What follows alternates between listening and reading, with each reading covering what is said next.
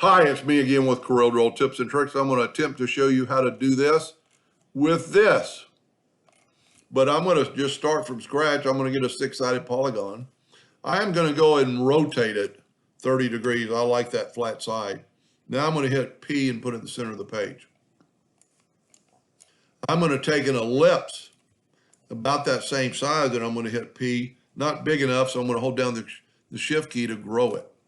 Now I'm going to use that exact ellipse and I'm going to hit the plus key. You want to use the plus key on your keyboard in lieu of using the Control D, because if you Control D, the next time you hit Control D, it'll go in that same direction, that equal amount. You're going to have to move it anyway.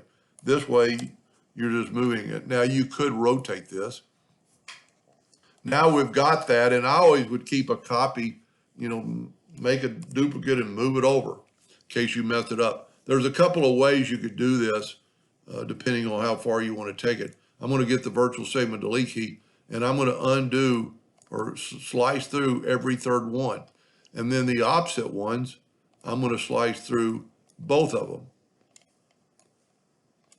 Now this is a little bit difficult right here, so I'm going to hold down the Alt key and it'll go through there. Now, I'm actually going to move that down. I've got my nudge. Let me see how big this is. 17, I'm going to make the nudge factor 20. And some people always ask, what's the nudge? I'm just using the arrow keys on my keyboard. So now I'm going to grab that and nudge it. I'm going to grab the other ones and nudge it. And we've got that star pattern. Now, you could do a lot. You could just nudge these parts.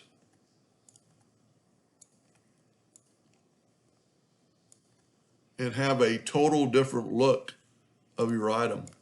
Let's move these out of the way, and I'm going to nudge these right back. That way we're still in the center of the page.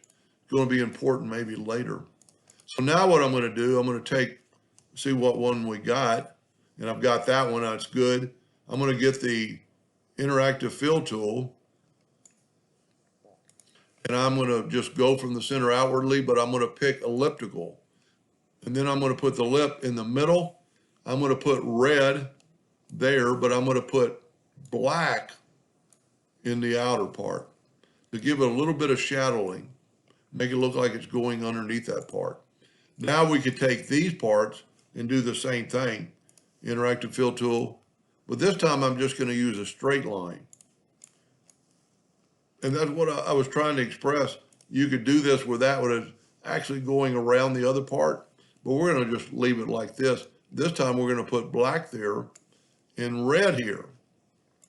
Now, you could probably never duplicate that and make it look the same on all of them. So what we could do, instead of trying to duplicate that, let's just delete these other two. Let's bring in indexing lines. Then in the center of the page, Control D and make a duplicate, move the center rotation to the center, and then rotate it 120 degrees. Control D. Now let's bring this back in and see what it looks like. Now you could leave it just like that, or you could, see they all kind of look like they're on top of the other ones. So we could have, let's do this. Let's make it twice. Let's plus key on the keyboard and let's get rid of these lines. And then this time, let's take the, let's zoom in here a little bit. And I've kind of messed up because I zoomed those 30 when I'm zooming them out of the way. We could take and delete all these lines. So we're going to have a solid around, and it's just personal preference. I've actually messed up right there because I need that arch. But because we've used the same size circles, we can take this one and hit the plus key and hit P. Well, that didn't work because P is way over there, but we could possibly put it, well, it's broken too. I need to fill in that gap right there. For just the video, I'm going to do a no-no. I'm going to take the 3-point curve line. And I'm going to put a little bit of curve to it. See if this won't work. Now I'm going to take the Smart Fill tool and fill in that circle.